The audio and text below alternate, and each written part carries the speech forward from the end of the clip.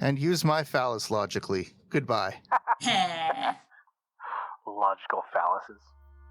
Warning, this podcast contains violence, sexuality, gore, and other horrible and disturbing things. Listener discretion is advised. Also, the hosts of this venture are ignorant dipshits, so please do not take anything they say as fact. And enjoy the show. Now, are you sitting comfortably? Good. Then we'll begin. Today we had 15 homicides and 63 violent crimes, as if that's the way it's supposed to be. It is our basic human right to be fucked up. A second plane now has crashed into the other tower of the World Trade Center. Putting chemicals in the water that turn the friggin' frogs gay. The defendant shall be incarcerated for the rest of her natural life with no possibility of parole. You are not machines. You are not cattle. You are men. We were somewhere around Barstow, on the edge of the desert, when the drugs began to take hold.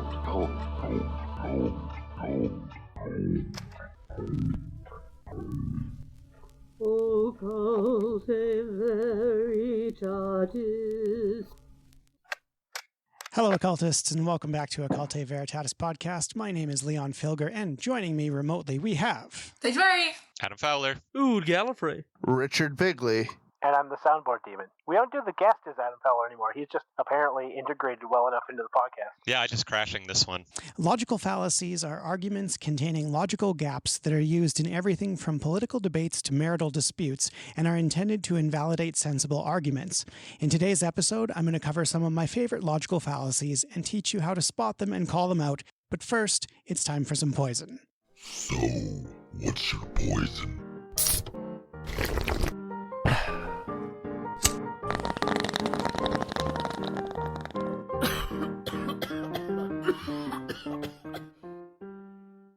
Just as a precursor to this episode and some upcoming episodes, if you listen to the track titled Alcoholic, you'll learn that Leon has stopped drinking. But we often shoot episodes out of order and release them out of order.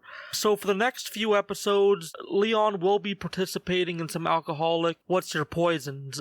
Some of these were shot over 4 months ago. So just to clear up any confusion that might cause. So the poison we have today is a Lindemann's Bin 99 2018 Pinot Noir. The bottle reads, Lindemann's Bin 99 Pinot Noir has been brought to life through, it's kind of boring, blah, blah, blah, blah, blah, blah, blah. Oh, anyway, read it. I want to hear it. Pinot Noir. That's why you want to hear it? Yeah. Okay, fuck. Hold on. It's small writing. Has been brought to life through artist David Bromley's eyes. His interpretation of a walk through the forest at dusk has been coupled with the elegant flavors of Pinot Noir to bring you this contemporary, approachable style of wine, which goes perfectly with food, family, and friends. Know what else goes perfectly with food, family, and friends? What's that? For just $6.66, you can join Team Richard on the Patreon and get some pretty awesome shit for that each month. No one wants to join you. They want to join me.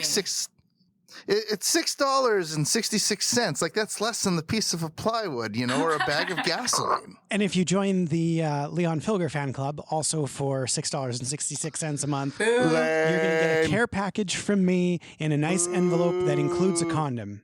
Because stay safe. I don't think it's safe when it's already been used. Ew. It's new. It's a new condom. It's got a clever saying on it. It's a new condom. What if they want a used one? No. Will you provide that? Go back to the cum cake episode and review that. Oh. If you get it, post it on the social medias and shit. We'll share it. You can see what being part of Team Ood might be like, because I'm in the lead right now. I have the most cult members under my wings. My faction may take over the whole cult eventually. I'm just saying we're growing quick and we're motivated. Don't like that. Do you guys want to hear the standings as they are now? Yeah, yes. I guess. Ood is in top, followed by Sage and Leon, who are tied for second, and then Richard. That's right. You can, for less than a sheet of plywood, you can join my team. We're accepting members. Just saying. For less than a shopping bag full of gasoline, you can join our Patreon. Exactly.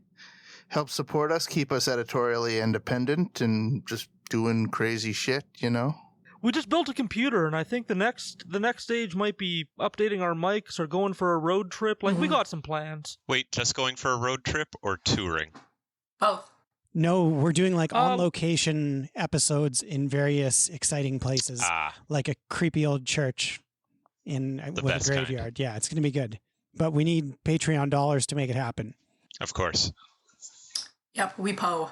Like, dream scenario, if we get the funds, we have plans to tour, like, a bunch of Canada and do a bunch of on-location stuff. Like, we want to do a Gold Rush episode in BC, because there's a bunch of Gold Rush stuff over there, and, you know, who knows what we might find along the way. Yes.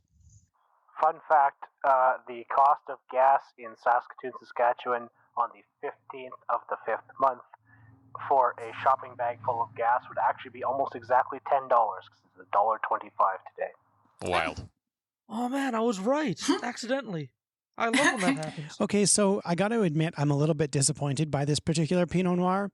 I've got 2 Pinot Noirs on my desk. One is open that we're drinking, and one I'm going to save for later. This is not as bright on the tongue as I expected a Pinot Noir to be. It's still an eminently drinkable wine, which is why I often turn to it. But this particular vintage isn't really what I was hoping for. So I'm going to give it, the last person who used the toilet left a little bit of a shit streak. So you got to clean up the toilet before you take your own shit. Mm. Yeah, it's not a very strong flavor. It's I don't know, kind of like that when you go get the Diet Coke from the McDonald's and they've kind of like watered it down. Like it tastes very kind of watery to me. Tastes pretty like juice with a little bit of that wininess. I don't usually go for a Pinot Noir for it first, but I do like a Pinot Noir. But this one is just kind of like whatever. So I'd give it like a 5.5. I run into this problem every time I drink wine. Like, old wine, like, tastes very similar to me, and like I've talked about like the damage to my tongue I got as a kid. Like, I don't have much of my taste left, so it tastes like a red wine to me. It has alcohol in it. I like that.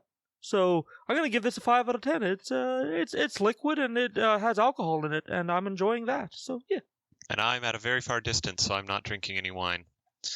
Nor would you want me to podcast after drinking.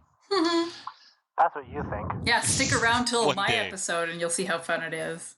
Yeah, I'm not too drunk yet. We're 3 episodes into the recordings today. And speaking of 3rd episode in, are we ready to go? Well, first, we don't have house guests. Our earthquake supplies. We have a 2-man, 2-day kit. So, if there is an earthquake and the 3 of us are trapped here, we could be out of food by tomorrow afternoon. I'm sorry, are you suggesting that if we let Penny stay, we might succumb to cannibalism? No one ever thinks it'll happen until it does. Penny, if you promise not to chew the flesh off our bones while we sleep, you can stay. What? He's engaging in reductio ad absurdum. It's the logical fallacy of extending someone's argument to ridiculous proportions and then criticizing the result, and I do not appreciate it. Leon's favorite logical fallacies episode. I've been waiting to do this one for a long time, so I'm super excited that I finally got it done. So I was a member of the Debate and Elocution Society back in high school and often came across logical fallacies during formal debates. Now, some logical fallacies, like correlation versus causation and gaslighting, are easy to spot, while other logical fallacies, like straw man and red herring, can be a bit trickier to call out. Now, this is far from an exhaustive list, but these are the logical fallacies I encounter most frequently, particularly when arguing in the comments section on Facebook. So let's begin with gaslighting. Now, you won't find gaslighting on many lists of traditional logical fallacies, but I see it used in debate all the time, and it can be a powerful tool for tricking your opponent or domestic partner into using other logical fallacies that results in a really poor quality argument and problems in the relationship not getting solved. So the way gaslighting got its name is back in the day when homes were heated with gas lights, there was this dude who lived with his wife and they had gas lights in their home. And one day he decided that he was using too much gas and it was too expensive, so he turned down the lights a little bit.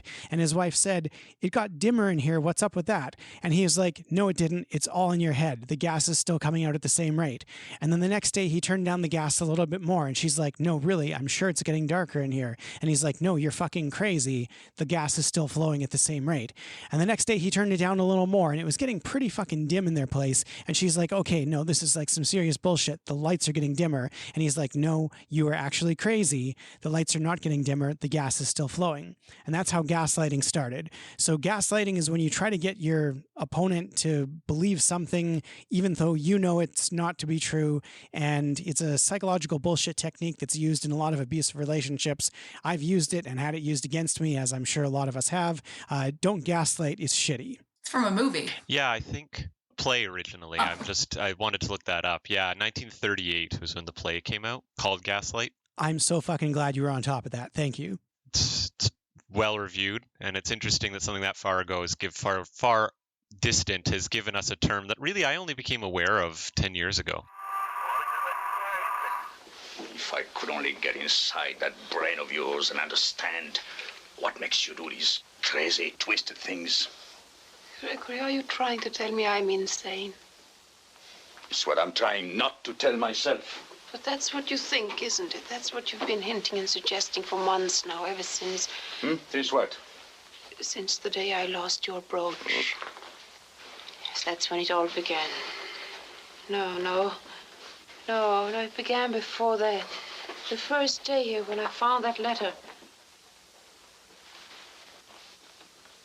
What letter? The one I found among the music from that man called Bauer. Sergius Bauer, yes, I remember. Yes, you're right. That's when it began. Yes. I can see you still, standing there and saying, look at this letter, and staring at nothing. What? You had nothing in your hand. What? I was staggered. But I didn't know then how much reason I had to be. I don't know. What reason? I didn't know then about your mother. What about my mother? Your mother was mad. Oh, Gregory. She died in an asylum when you were a year old. That's not true. I've been making inquiries about Alice Alquist's sister. I've talked to the doctor who attended her. You'd like to see him? No. He described her symptoms to me. Do you like to hear them? No. It began with her imagining things, that she heard noises, footsteps, voices. And then the voices began to speak to her. And in the end, she died in an asylum with no brain at all. No, please. Oh, no. Now perhaps you will understand a lot of things about yourself and me.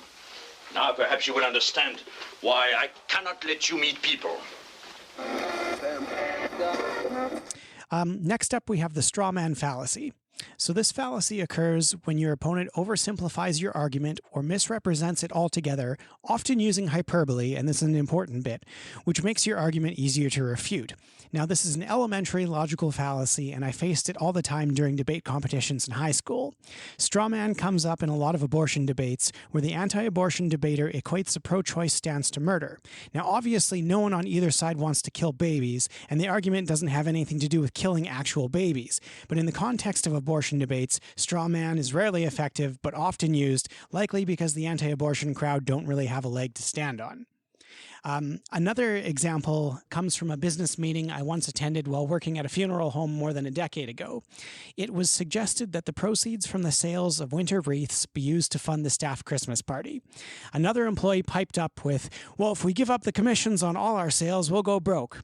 But the person making the suggestion about winter wreaths wasn't suggesting we give up commission on all our cemetery products, just the wreaths, which accounted for less than 8% of our total annual sales. Now, in the end, we voted to devote winter wreath proceeds to the Christmas party, and the party was a jolly good time. The employee who freaked out about the commissions being lost was later fired for stealing toilet paper. Oops. Products you could only imagine before. The SS Microwave. Ah, my crepes are done. The Doggy Doorman. Good evening, Rex. And Mobilier, the chandelier for your car. Hold on! I can't believe they invented it! Hello, everybody. I'm Troy McClure, star of such films as P is for Psycho and The President's Neck is Missing. But now I'm here to tell you about a remarkable new invention. Until now, this was the only way to get juice from an orange. You mean there's a better way? But that's all changed, thanks to the juice loosener. Let's meet the inventor, Dr. Nick Riviera. Hello, Troy. Hi, everybody. Hi, Dr. Nick. Troy, would you like a glass of orange juice? I sure would. But won't we have to pay those outrageous grocery store prices for something the farmer probably spit in? Not anymore. All thanks to the new juice loosener. Doctor, are you sure it's on? I can't hear a thing. It's Whisper Quiet! You got all that from one bag of oranges? That's right. Order now, and you'll also get Sun and Run, the suntan lotion that's also a laxative.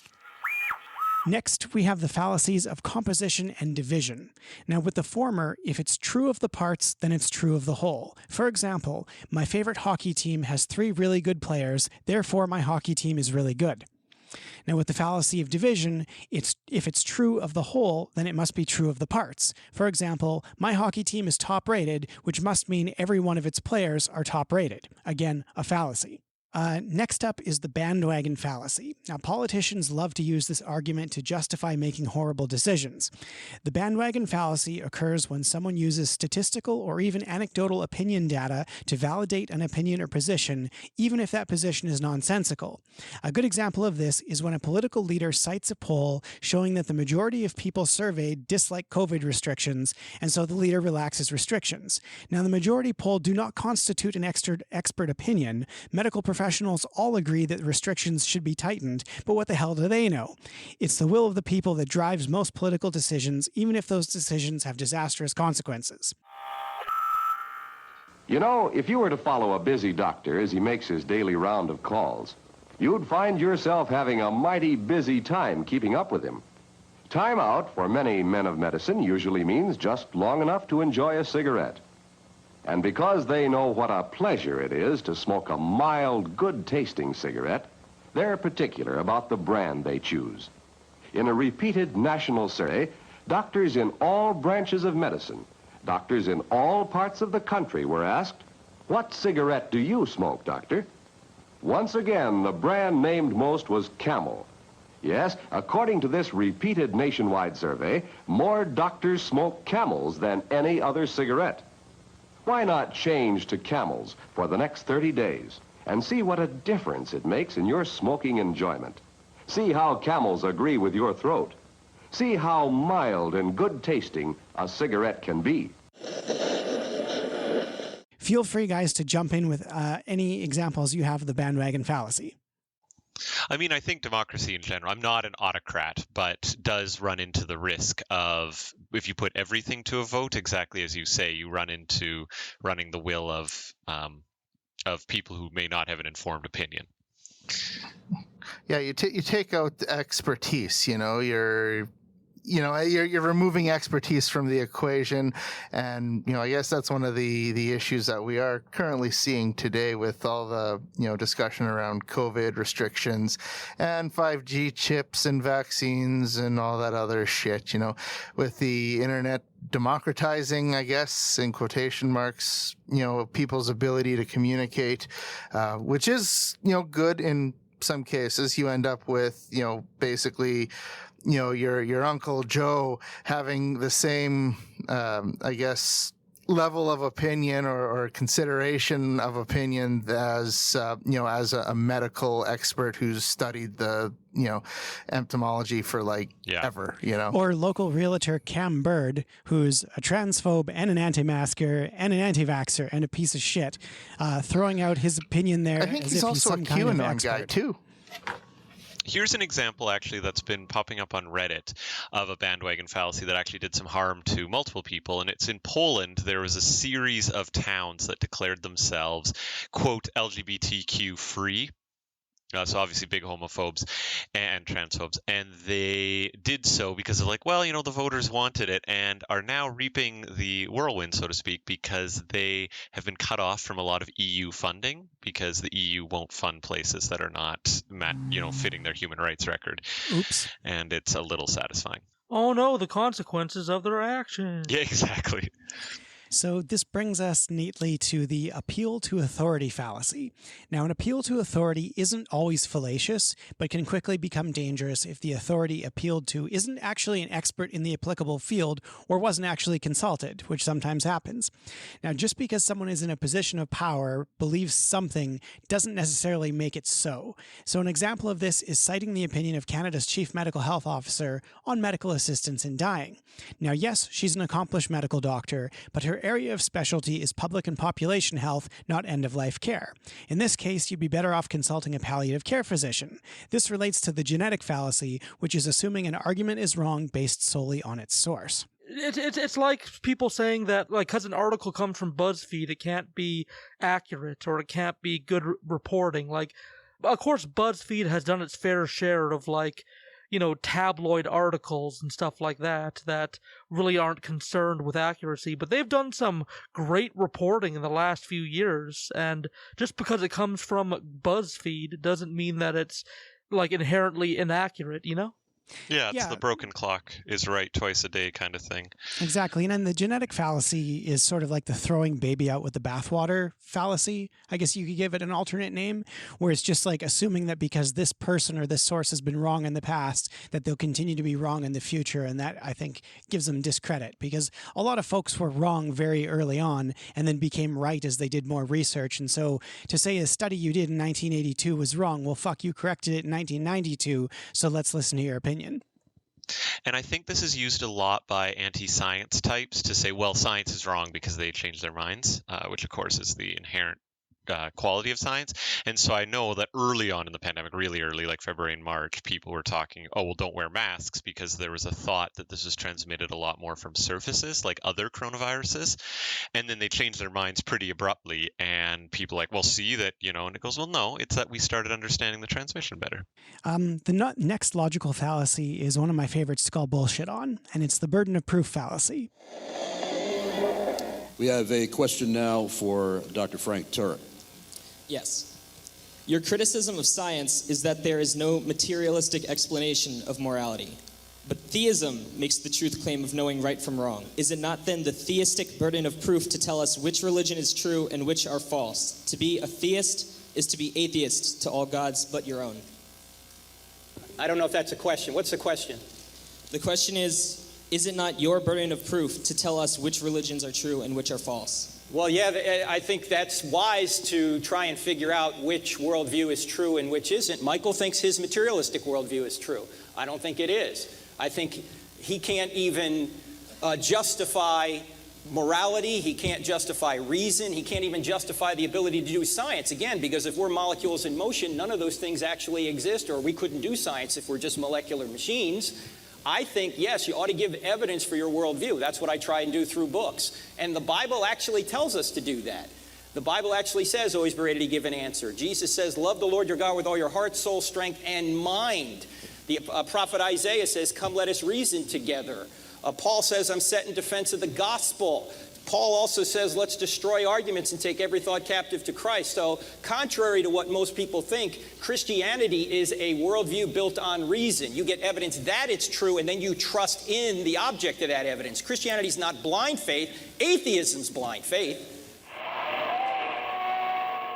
Now, this is the fallacy most often used by religious nutjobs when they argue with atheists. In arguments about unproven or unprovable facts, the burden of proof rests with the claimant, not with the refuter. If a person claims that argument X is true, it is their responsibility to provide supporting evidence of that assertion. It is invalid to claim that X is true until someone else refutes it. It's also invalid to assert that X is true because it's impossible to prove that X is false. This is the common, I don't understand elementary evolution, so God must have done it argument. This specifically doesn't apply to this podcast because, as we all know, I truly am an incorporeal form stuck inside of a soundboard. And nobody can disprove that, therefore it is true. Exactly. How does a soundboard demon cough with no throat? The answer is, shut up. I have no throat, but I must cough. So this leads us nicely into the anecdotal evidence fallacy. Now, in this fallacy, the claimant makes a statement based on personal or even secondhand experience and claims it to be fact. Now, unfortunately, this fallacy often rears its ugly head in clinical healthcare settings. An example of this fallacy from my own life is when someone claims that the drug Dexedrine was effective at treating their narcolepsy, therefore it will be effective at treating every case of narcolepsy. Now, in fact, Dexedrine isn't even indicated for the treatment of narcolepsy and is rarely effective. In spite of this, the internet is crawling with stories of people whose narcolepsy was successfully treated with Dexedrine, which, by the way, is typically used to treat attention deficit hyperactivity disorder in children and adults. Narcolepsy is an off-label use not recommended by the manufacturer. So they assume because it's worked with a few that it must be some like secret cure for all kind of thing. That like we could help all these people if they just would start taking this drug kind of thing. Well, I mean, in terms of like anecdotes, I mean, I certainly would be skeptical of it. However, if you take enough of those anecdotes, you may be able to establish a pattern, or, you know, enough anecdotes could eventually equate to some sort of data under the right conditions. Yeah, it's definitely true that enough anecdotes become a statistic. Certainly, and I think it gets even weirder when people try to use a especially out there anecdote that counteracts the data, that you really run into problems. And I mean, I'm sure you all know the pyramid of data where class 5 evidence is expert opinion, and then case studies and case series. And really, you get enough anecdotes, that's enough case studies, and it turns into a case series. Which of course then can transfer into, you know, guiding studies, which is often how that works. Honest question, because you said, I'm sure you all know, and then described a thing I had never heard in my life. Was that, I'm sure you all know, facetious, or was it supposed to be? Well, no, it was, you guys talk about case studies and things, you talk about logical fallacies, and I don't want to seem condescending by explaining stuff to people, what they already know. But basically, it's increasingly, it works in the medical model, as my psychologist partner has reminded me. But basically, you have expert opinion at the very bottom, and that's the worst, quote unquote. Then you have case studies. Then you have what are called case control studies, where you have two branches, the control not getting a medically active treatment, and then you get increasingly more randomized stuff. And classically, the RCT is at the top, the randomized control trial, which is exactly, you know, half the people get a placebo, half the people get an active treatment. They're randomized, and nobody involved in the trial knows which is which. That would be the double-blind study, right? The double-blind, exactly. The circular reasoning fallacy is one in which the claimant defends the claim by using the conclusion as one of the premises to support the conclusion. So the best example of this is that God exists because it says so in the Bible, and the Bible is the Word of God. I mean, hell, then this has been brought up like again and again as a response to it, but that proves that Spider-Man comics are proof of Spider-Man existing because they're self-referential and stuff like that. For the last time, I'm pretty sure what's killing the crops is this Brondo stuff. The Brondo's got what plants crave. It's got electrolytes. So wait a minute. What you're saying is that you want us to put water on the crops? Yes. Water? Like out the toilet? Well, I mean, it doesn't have to be out of the toilet, but yeah, that's the idea. But Brondo's got what plants crave. It's got electrolytes. Okay, look. The plants aren't growing, so I'm pretty sure that the Brondo's not working. Now, I'm no botanist, but I do know that if you put water on plants, they grow. Well, I've never seen no plants grow out of no toilet. Hey, that's good. You sure you ain't the smartest guy in the world? Yeah. Okay, look, you want to solve this problem. I want to get my pardon, so why don't we just try it, okay? And not worry about what plants crave. Brondo's got what plants crave. Yeah, it's got electrolytes. What are electrolytes? Do you even know? It's what they use to make Brondo. Yeah, but why did they use them to make Brondo? Because Brondo's got electrolytes. After several hours, Joe finally gave up on logic and reason and simply told the cabinet that he could talk to plants and that they wanted water. So another sin often committed by politicians when introducing debate on legislation is the fallacy of false dilemma. And this annoys the fuck out of me. And the Sask Party does this all the goddamn time. And it's frustrating as fuck. So in this fallacy, only two solutions or outcomes are given to a particular problem, when in fact multiple solutions or outcomes exist. So a recent example of this is when the updated medical assistance in dying legislation was being debated in the Canadian Parliament. Some special interest groups tried, unsuccessfully, to argue that the new legislation would result in disabled people being put to death against their will, and that under the current legislation, MAID wasn't actually accessible to all who qualified for it. The truth, of course, was in the middle. The new legislation was passed, and it's fair and balanced. This is an example of a case of the slippery slope fallacy, an idea in which option A will ultimately lead to option C without any supporting evidence being provided. Now, in Canada, we now have fair, balanced, and compassionate MAID policy, and seniors are not being executed by death panels, as the Catholic lobby warned us about. You know, the whole slippery slope argument is interesting because I'm stepping away from the MAID conversation to broader, because what I find is that it can also be overused, where people will say, if X, then I worry this will be the outcome, and everybody is then like, well, that's slippery slope. We can't worry about potential outcomes, which of course isn't how it's supposed to be used, but it's definitely something I've run into on the opposite side of that. Well, and speaking, like, I guess in a legal context, slippery slope fallacy is... it is a fallacy, but at the time, there are certain contexts, such as in case law, where you do need to take that under consideration. Where, if a judge rules one way on a particular case, and then it gets cited as case law in an argument on some other case and gets accepted, and then the merits on that case become case law, which a future case down the road, and you end up with a complex system of law around specific ideas because of a judge ruling in one way versus another, like I said, as citing case law.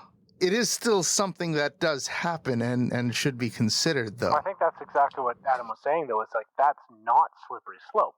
Like, to say that, cases set precedent, and from there you can, we have to be careful at setting precedent.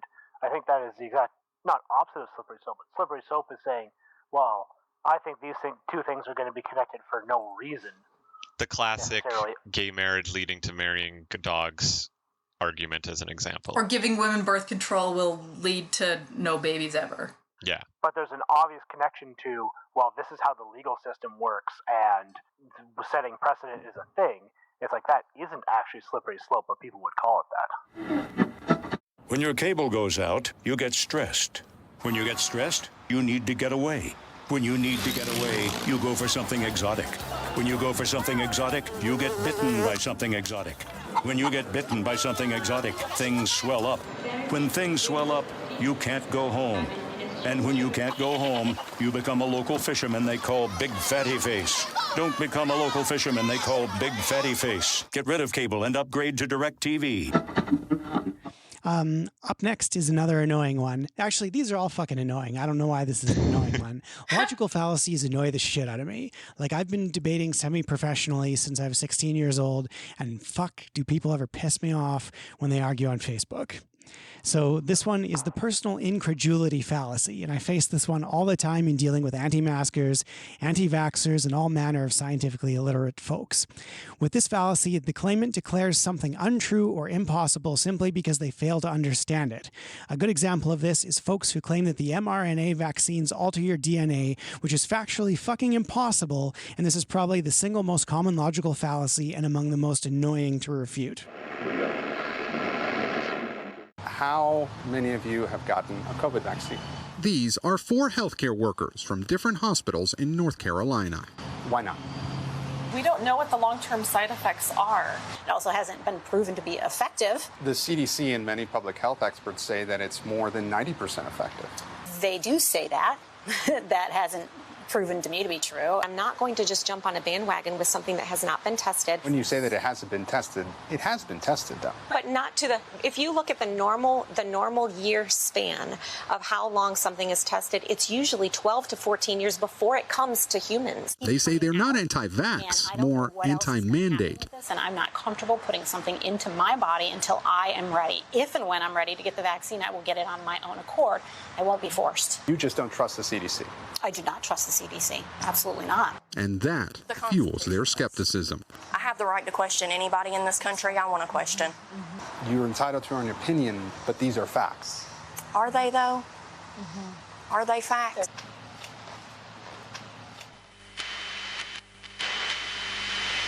Which is wild because there's increasing evidence that SARS infection, SARS-CoV-2, but like COVID infection, can actually alter DNA. And like viruses insert themselves into our DNA all the time.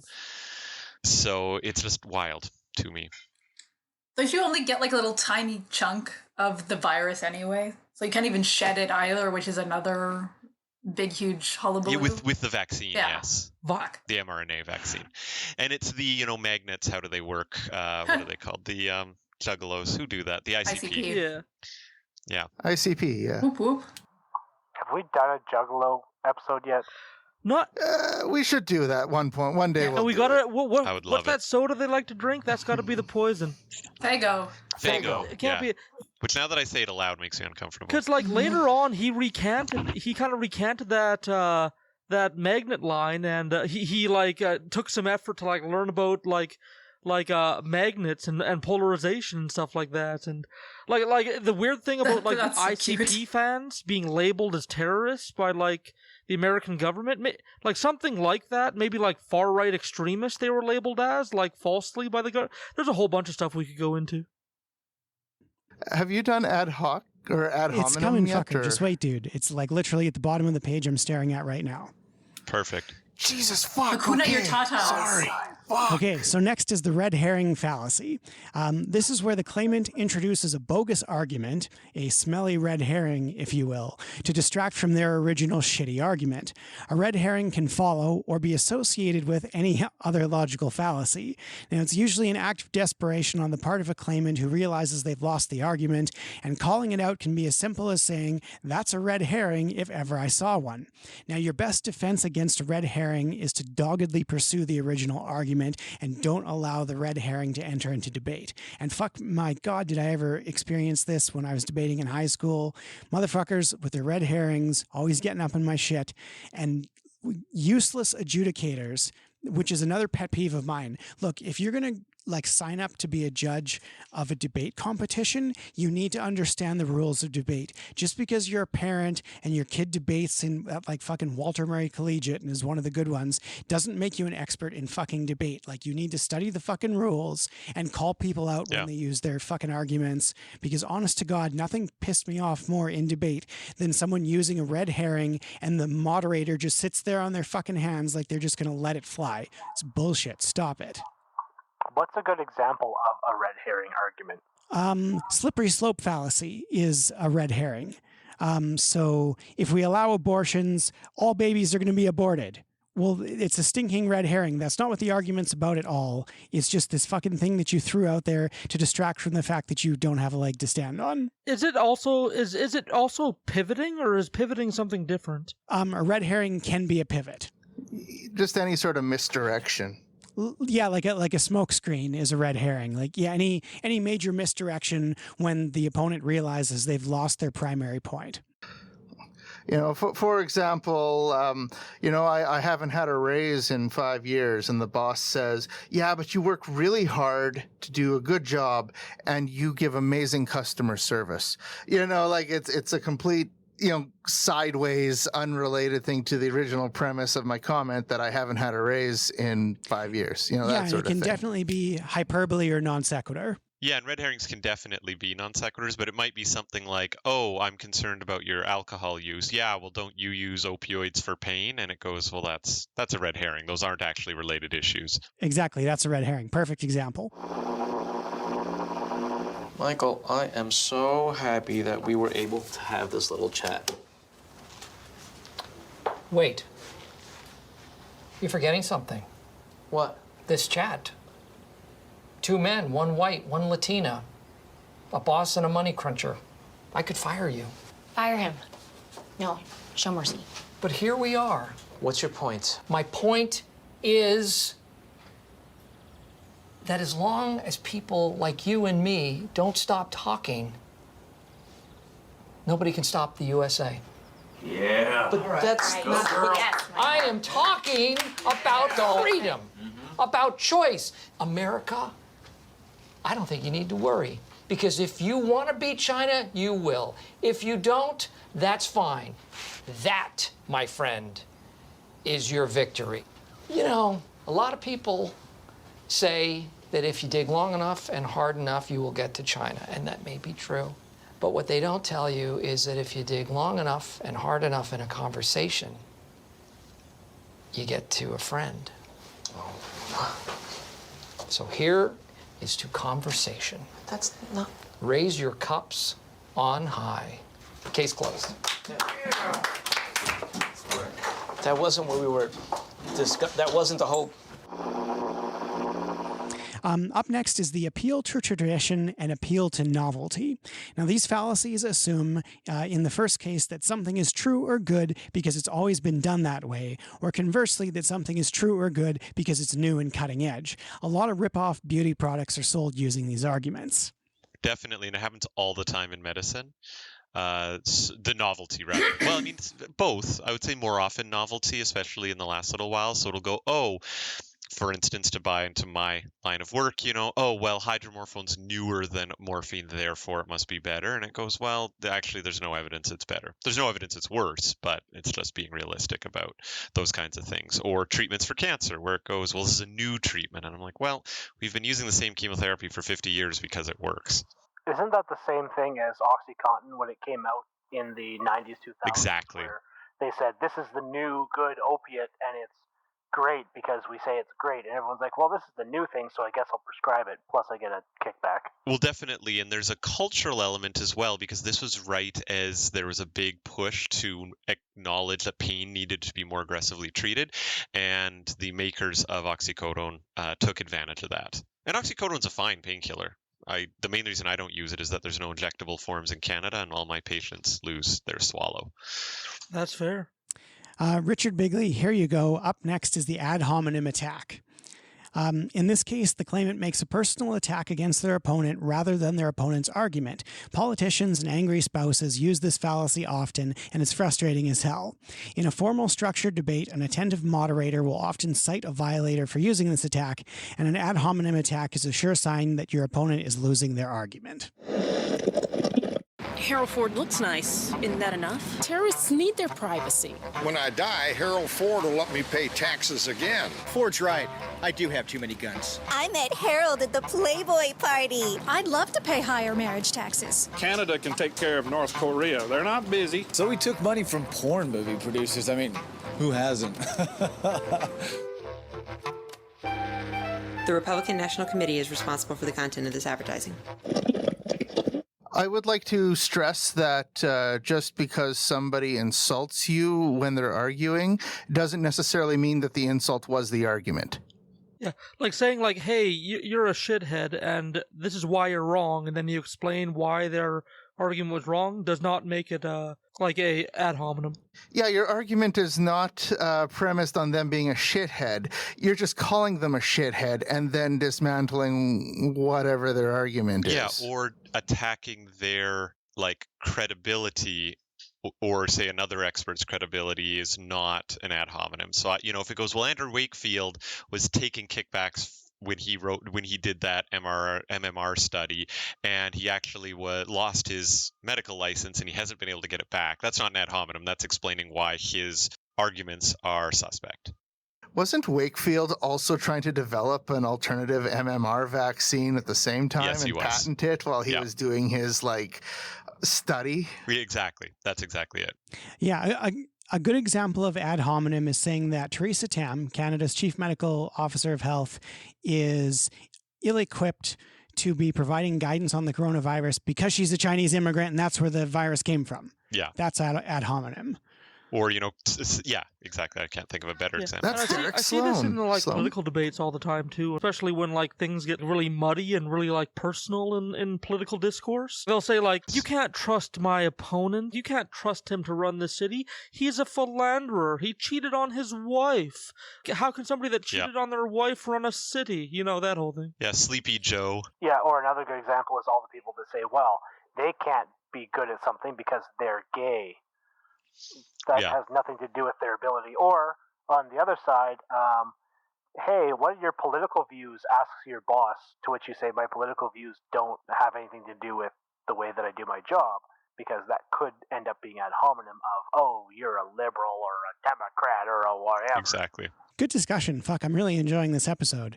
I feel like I'm venting a lot of my frustrations from high school right now, and I appreciate the therapy you guys are giving me. That's what these episodes are. So the gambler's fallacy implies that streaks of good and bad luck exist, and outcomes must not be random, particularly when they're coincidental or ironic outcomes. So that's pretty simple shit. It's just like it's happened 3 times like this, so the 4th time it's going to happen again. And that's clearly not true. Makes me think of all the GameStop investors, and the day traders. Oh, yeah, definitely. At the same time, there's almost the opposite, where it'll go, oh, well, I have flipped heads 3 times in a row, so the next one has to be tails, because randomness is naturally clumpy. Because the other part is, oh, well, it's not random because it doesn't go 1 2 1 2 1 2. Well, that's not how randomness works.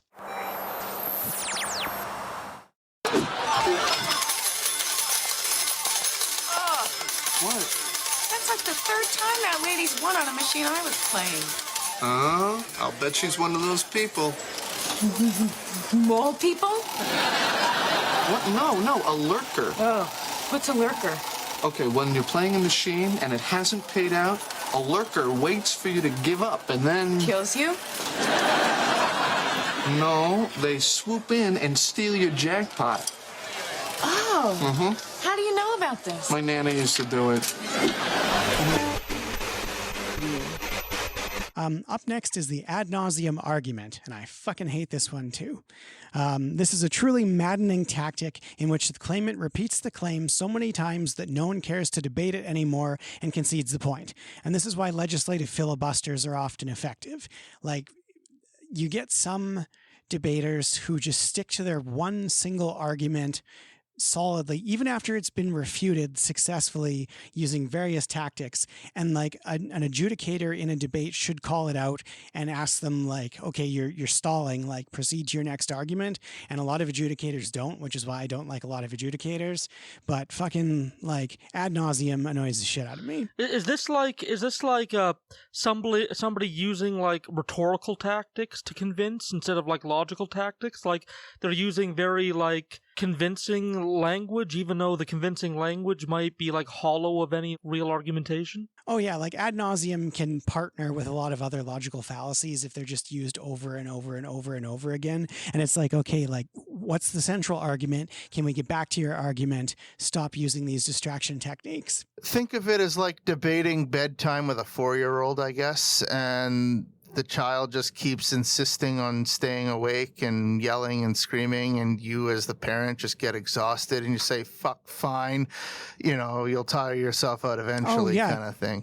You just kind of give in because you're just so bored and tired and just sick of this, and it's better, putting up with it is better than having to continue to debate it, I guess. My 2.5-year-old son wins ad nauseum arguments with me on the fucking daily. Like if his mom gets home from getting groceries and I'm watching him, she'll be like, why is he not wearing a shirt? And I'm like, because he just wouldn't fucking put it on. And I said probably 50 times, do you want to put on a shirt? No. And that's fucking ad nauseum. Like, you cannot defeat a solid ad nauseum, and there is no better ad nauseum argumenter than a fucking 2.5-year-old. It's true. Yeah, I was going to say it's a comment on this because I have the same argument with my cat about when he gets fed. I would say Mexico's going to pay for it. I will build a great, great wall, and I will have Mexico pay for that wall. Mark my words. A lot of politicians have said, oh, they're not going to pay. They never read the art of the deal. We lose. We have a trade imbalance with Mr. Mexico. Trump, hold on a second. John, of $50 billion. We're at 60. I said, you're not going to do it. And everybody told me, this is like the wall. Believe me, we're going to build the wall. Mexico's going to pay for it. They don't get it because I'm a business guy. That's what I do. It's going to be built. It's going to be paid for by Canada, by the way. It's going to be paid for. Maybe I'll get Canada paid. Going to be paid for by Mexico. The politicians are sharper and shrewder than our politicians. You know, I went to an Ivy League school. I was a good student. Mexico, in some form, and there are many different forms, will reimburse us, whether it's a tax or whether it's a payment. Probably less likely that it's a payment. There will be a payment. It will be in a form, perhaps a complicated form. We're working on a tax reform bill that will reduce our trade deficits, increase American exports, and will generate revenue from Mexico that will pay for the wall if we decide to go that route. We're thinking about building the wall as a solar wall, so it creates energy and pays for itself. What we save on that just with Mexico will pay for the wall many times over. I view that as absolutely Mexico is paying for the wall. And when I said Mexico will pay for the wall in front of thousands and thousands of people, obviously they're not going to write a check. They're not going to write us a check, but they'll pay.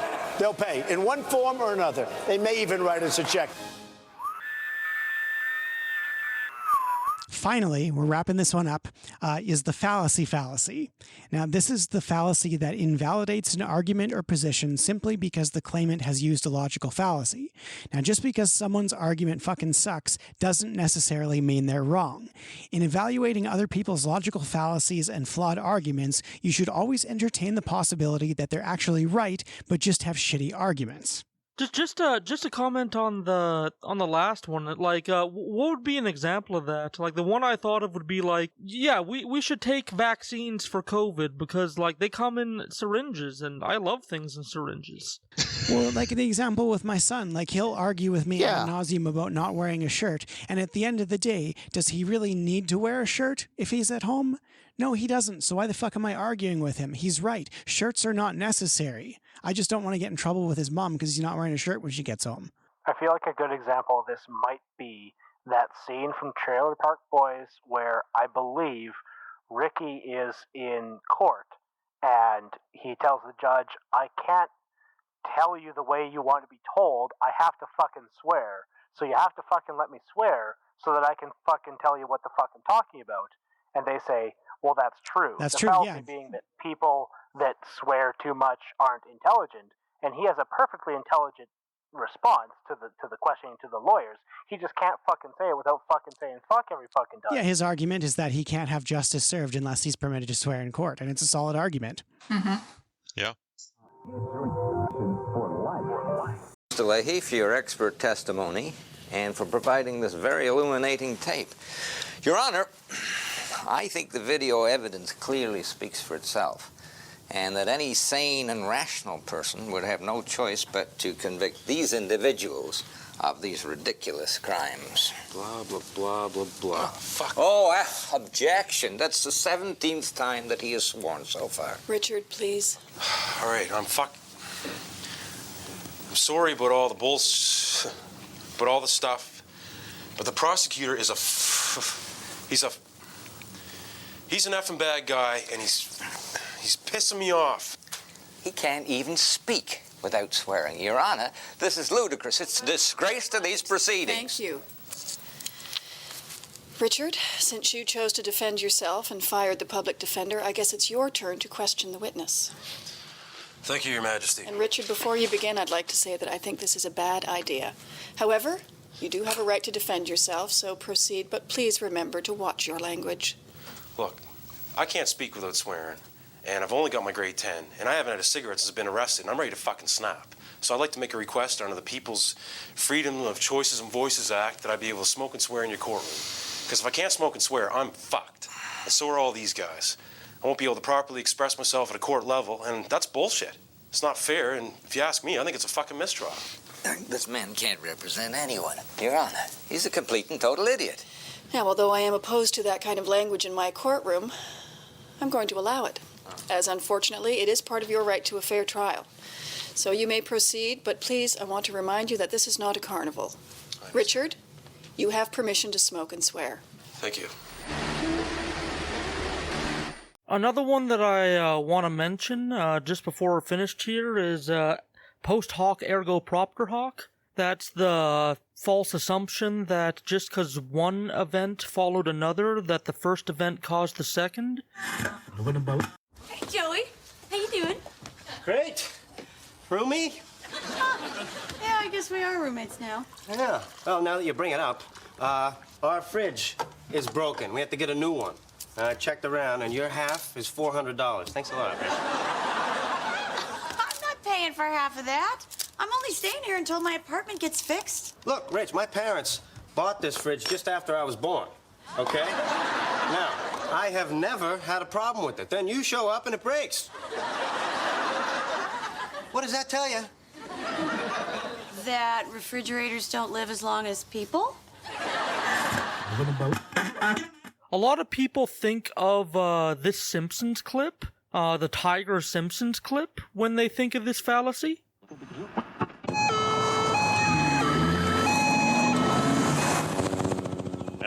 Not a bear in sight. The Bear Patrol must be working like a charm. That's specious reasoning, Dad. Thank you, honey. By your logic, I could claim that this rock keeps tigers away. Oh, how does it work? It doesn't work. Uh-huh. It's just a stupid rock. Uh-huh. But I don't see any tigers around here, do you? Lisa, I want to buy your rock. But I remember it as the Sesame Street example with the magic banana. Ernie. Oh, hi, Bert. You still have that banana in your ear. What? I said you still have that banana in your ear. Yeah, Bert, I know. You know? Ernie, why is that banana still in your ear? Listen, Bert. I use this banana to keep the alligators away. Alligators? Ernie, there are no alligators on Sesame Street. Right. It's doing a good job, isn't it, Bert?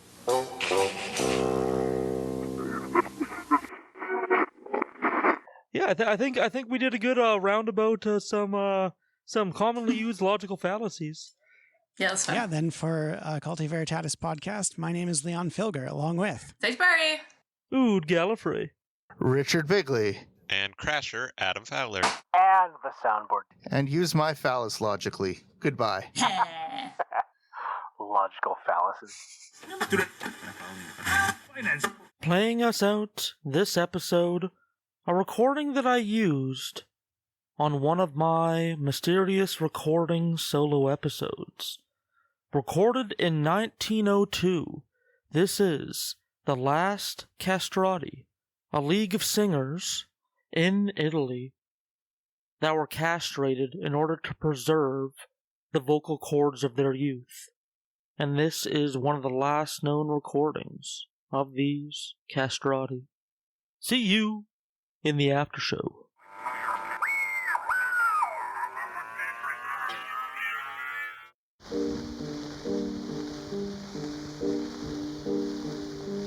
Oh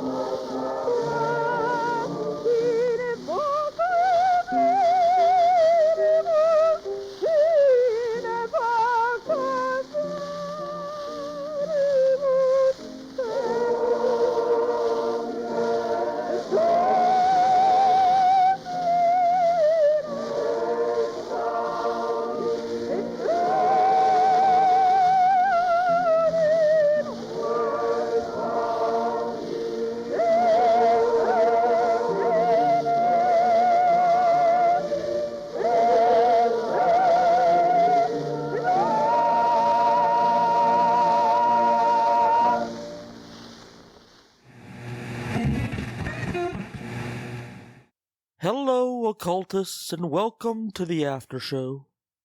This is an update to our 2020 and Trump episodes. Really, there hasn't been a lot of movement here that we didn't cover last time. There's been more lawsuits brought upon by Trump. More and more legal teams have been hired, used up, and fired with no success.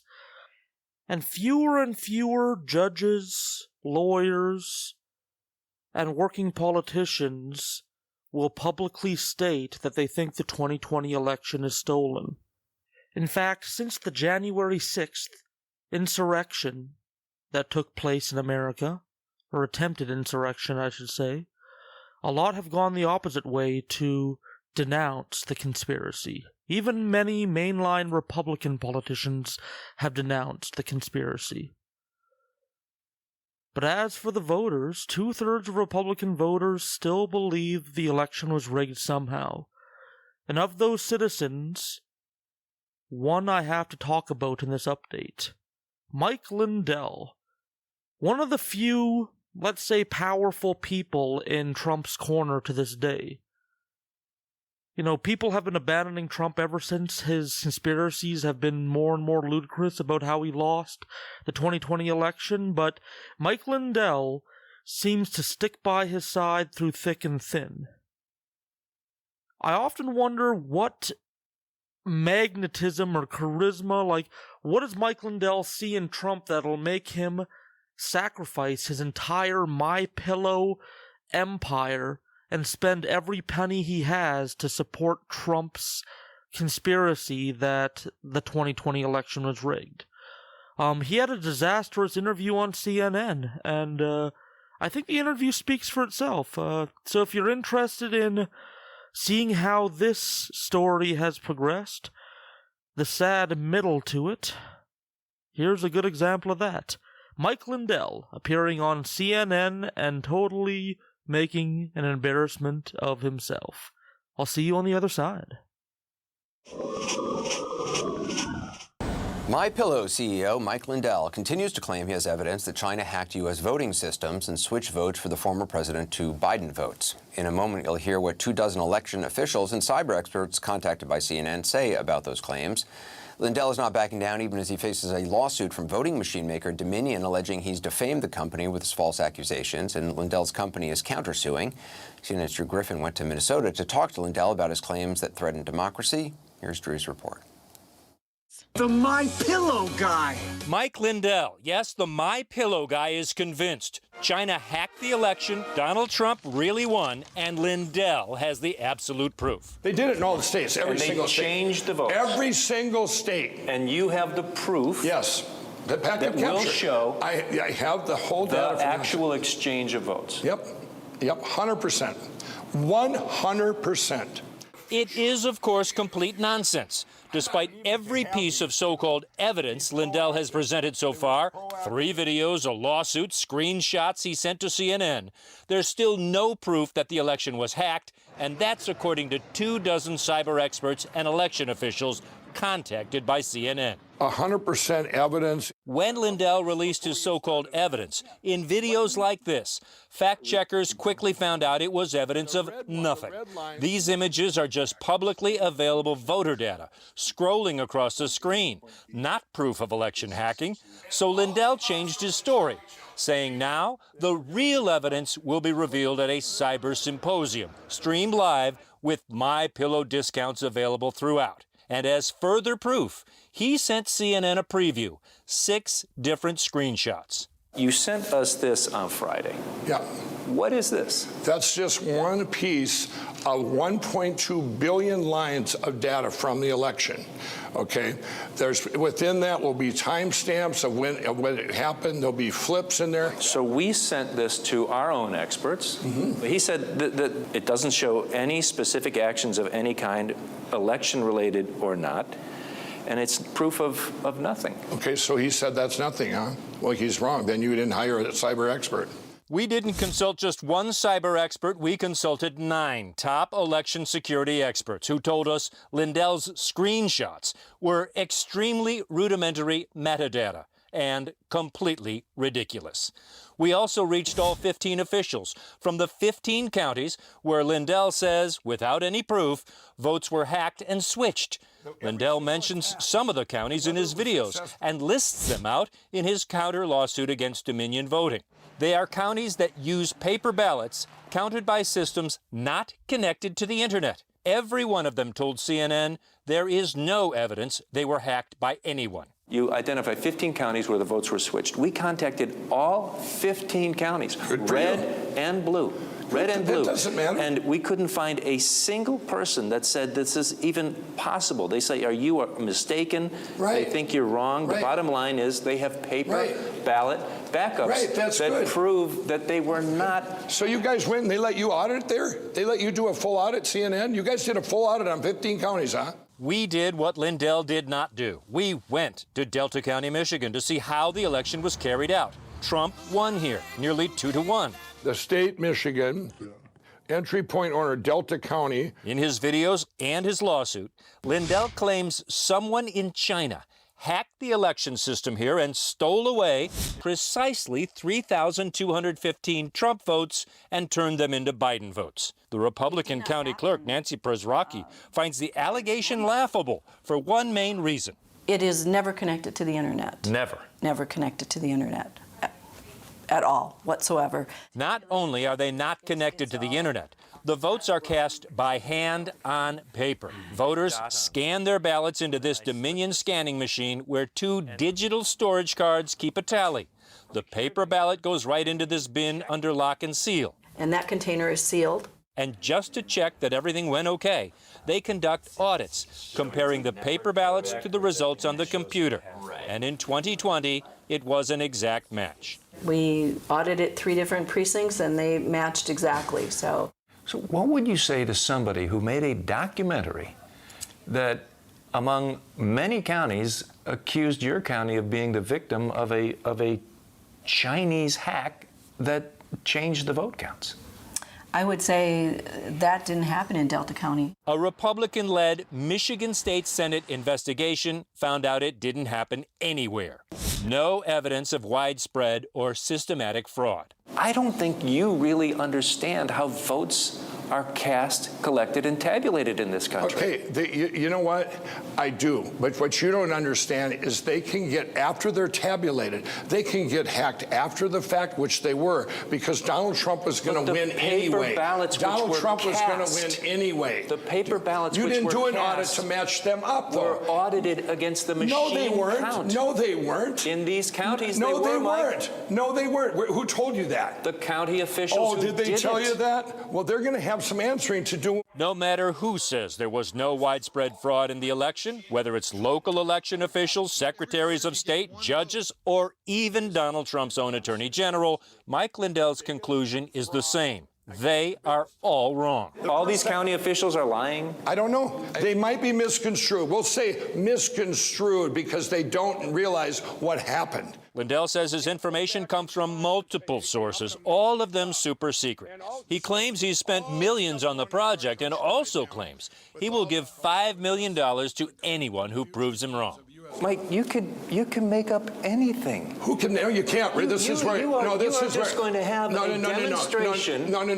This is where you're wrong. We're giving it to We're giving it to the cyber people that show up. We're going to give them each state. Here's a state, Georgia. They can take it apart. You could possibly be the victim of a scam here. Well, then why don't you come to the symposium and make $5 million? Are you worried about me? We should give a hug. You're worried about Mike? Oh, God bless you. Here's what we're worried about.